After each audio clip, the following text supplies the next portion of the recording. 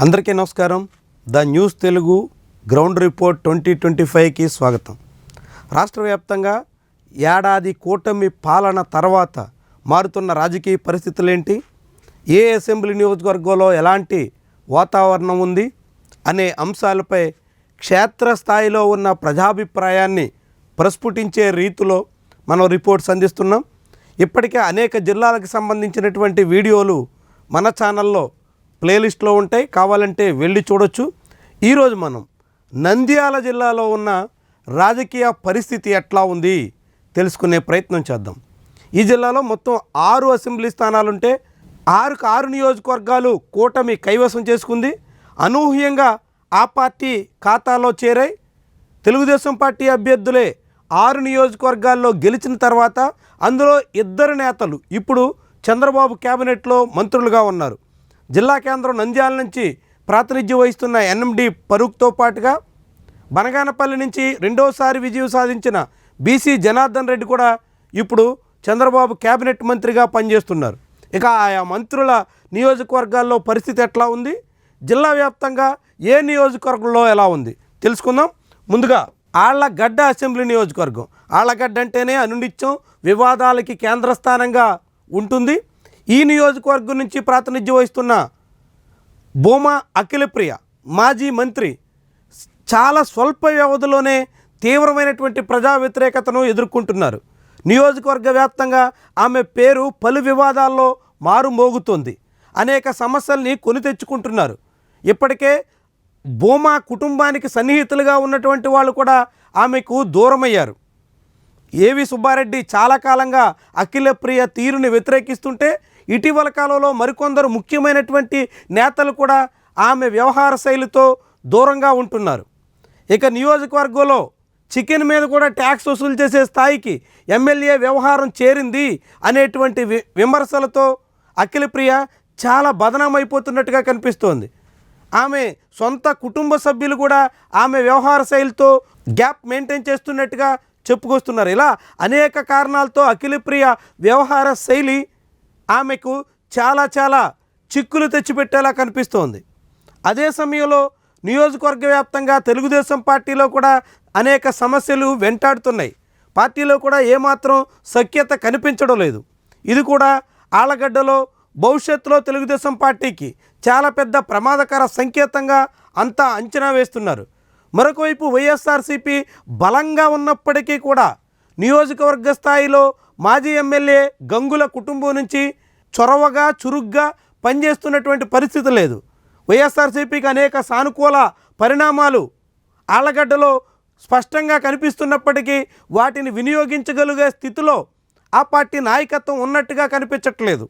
క్షేత్రస్థాయిలో బలంగా పార్టీ ఉన్నప్పటికీ ప్రజా వ్యతిరేక విధానాల మీద వీలైనంత చొరవగా పనిచేయాలి అనేటువంటి దృష్టి ఆ పార్టీ నాయకత్వంలో కరువైంది. అయినప్పటికీ కూడా ఇప్పుడున్న రాజకీయ కారణాలు రీత్యా చూస్తే ఆళ్లగడ్డ నియోజకవర్గంలో వైఎస్ఆర్సీపీకి స్పష్టమైన మొగ్గు కనిపిస్తున్నట్టుగా నియోజకవర్గ వాసులు చెప్తున్నారు.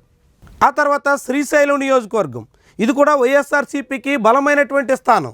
2014-19 ఎన్నికల్లో ఆ పార్టీ ఇక్కడ విజయం సాధించింది. 2024లో మాత్రమే తొలిసారిగా వైఎస్ఆర్సీపీ ఓటమి పాలయ్యింది.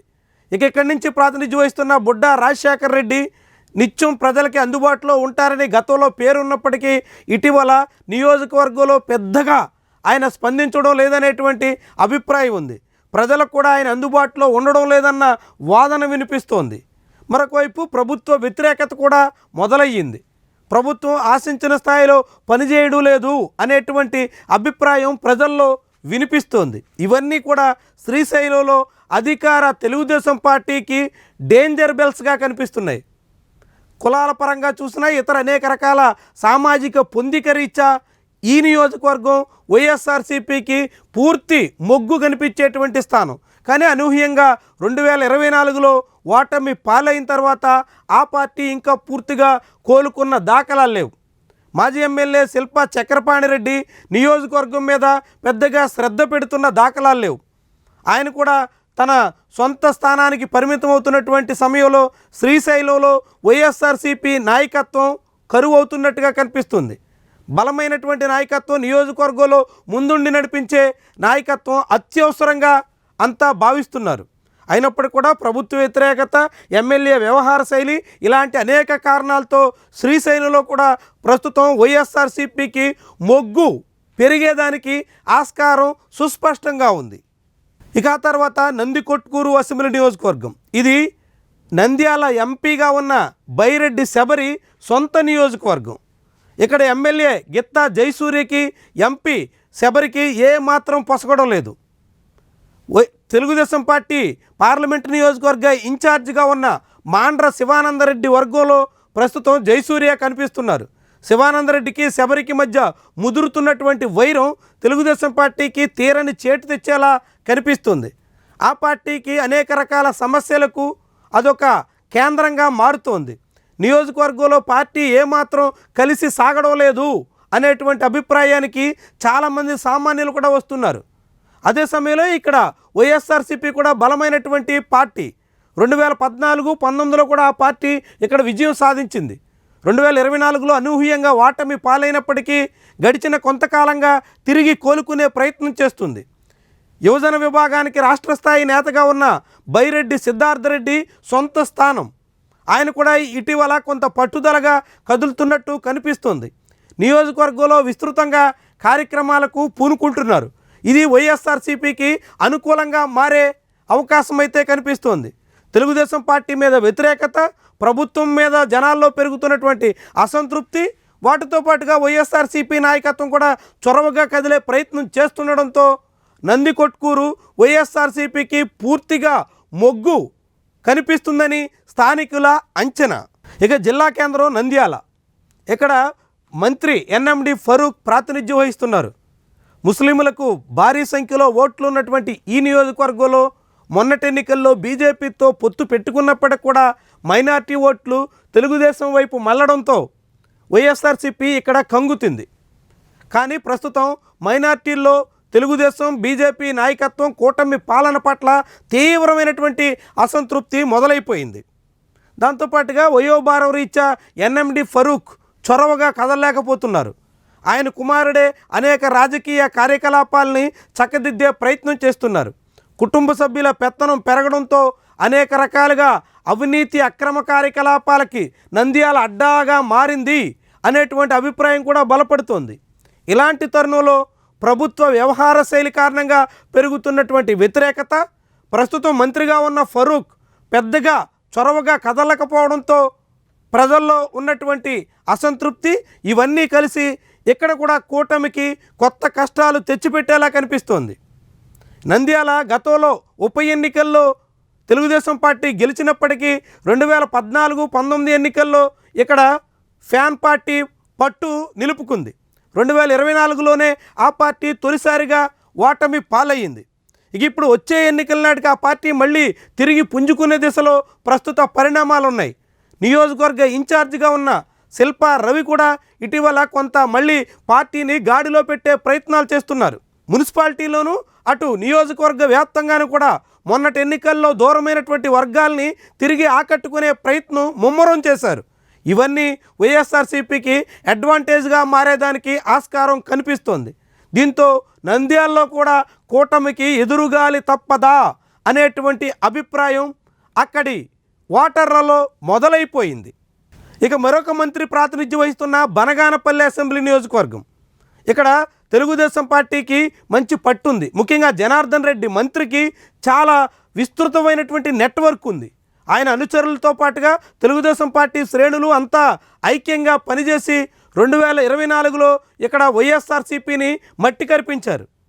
ఇక నియోజకవర్గం ప్రజలకు అందుబాటులో ఉండడంలో మంత్రి కానీ ఆయన అనుచరులు కానీ అనేక రకాలుగా కృషి చేస్తున్నారు అనేటువంటి అభిప్రాయం ఉంది. ప్రభుత్వం మీద కొంత వ్యతిరేకత, అసంతృప్తి మొదలైనప్పటికీ మంత్రిగా జనార్దన్ రెడ్డి చేస్తున్నటువంటి కొన్ని కార్యకలాపాలు బనగానపల్లిలో కూటమి తెలుగుదేశం పార్టీకి కొంత సానుకూలతను తీసుకొచ్చే అవకాశం అయితే కనిపిస్తోంది. ఇది స్వయంగా మంత్రి సొంత బలం కారణంగానే ఇలాంటి పరిస్థితి ఉన్నట్టుగా చెబుతున్నారు. ముఖ్యంగా ప్రజలకు అనేక రకాల సమస్యల విషయంలో మంత్రి, ఆయన అనుచరులు స్పందిస్తున్నటువంటి తీరు చాలా సానుకూలతను తీసుకొస్తోంది. అదే సమయంలో వైఎస్ఆర్సీపీ కూడా ఇక్కడ పూర్తి స్థాయిలో యాక్టివ్ అయినటువంటి దాఖలాలు లేవు. 2024 ఓటమి తర్వాత వైఎస్ఆర్సీపీ ఇక్కడ నాయకత్వ సమస్యను కూడా ఎదుర్కొంటోంది. మొన్నటి ఎన్నికల్లో ఓటమి పాలైన మాజీ ఎమ్మెల్యే చురుగ్గా కదులుతున్న దాఖలాలు లేవు. ఆయన కుటుంబ సభ్యులు కొంత ప్రయత్నం చేస్తున్నప్పటికీ తిరిగి వైఎస్ఆర్సీపీ పూర్వపు స్థితికి తీసుకురాగలిగినటువంటి పరిస్థితి అయితే ఇప్పటి వరకు కనిపించట్లేదు. దాంతో బనగానపల్లిలో మాత్రం తెలుగుదేశం పార్టీ ఇప్పటికీ సేఫ్ జోన్లోనే ఉంది అనేటువంటి అభిప్రాయం చాలామందిలో వినిపిస్తోంది. ఇక డోన్ అసెంబ్లీ నియోజకవర్గం మాజీ ఆర్థిక మంత్రి బుగ్గన రాజేంద్రనాథ్ రెడ్డి 2024 ఎన్నికల్లో కంగు తిన్నటువంటి సీటు. 2014, 19 ఎన్నికల్లో గెలిచిన ఆయన 2024లో ఏకంగా హ్యాట్రిక్ కొట్టొచ్చు అని ఆశించారు.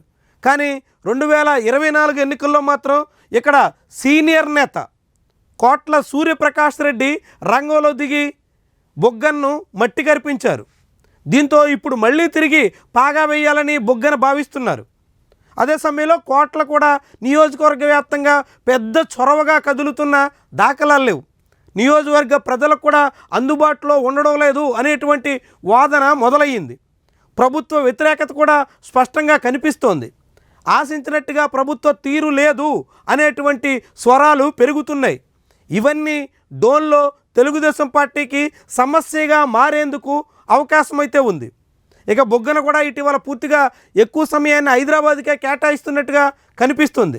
వచ్చే ఎన్నికల నాటికి వారసుడిని రంగంలోకి దింపాలని ఆయన భావిస్తున్నట్టుగా అంచనా వేస్తున్నారు. ఇప్పటికే బుగ్గన తనయుడు నియోజకవర్గ వ్యాప్తంగా మళ్ళీ పార్టీని గాడిలో పెట్టాలి అనేటువంటి ప్రయత్నాల్లో నిమగ్నమై ఉన్నారు. మరి ఆ ప్రయత్నాలు ఎంత మేరకు ఫలిస్తాయి, డోన్లో మళ్ళీ వైసీపీ జెండా ఎలా ఎగరగలుగుతుంది అన్నది ముఖ్యమైనటువంటి ప్రశ్న. ప్రస్తుతానికి మాత్రం టీడీపీ ప్రభుత్వం మీద, అదేవిధంగా టీడీపీ ఎమ్మెల్యే వ్యవహార శైలి మీద కొంత అసంతృప్తి ఉన్నప్పటికీ పూర్తిగా వైఎస్ఆర్సీపీకి ఇంకా సానుకూల వాతావరణం కనిపించిన దాఖలాలైతే డోన్లో లేవు. ఇలా మొత్తంగా ఈ నంద్యాల జిల్లాలో ఉన్నటువంటి 6 అసెంబ్లీ నియోజకవర్గాలకు గాను 4 చోట్ల వైఎస్ఆర్సీపీకి స్పష్టమైన సానుకూలత కనిపిస్తోంది. ఇక బనగానపల్లిలో మాత్రం ఇప్పటికీ తెలుగుదేశం పార్టీ తన ఆధిక్యతను నిలబెట్టుకునే దిశలో ఉంది. డోన్లో మాత్రం ఇరు పార్టీలు సమ ఉజ్జీలుగా కనిపిస్తున్నాయి.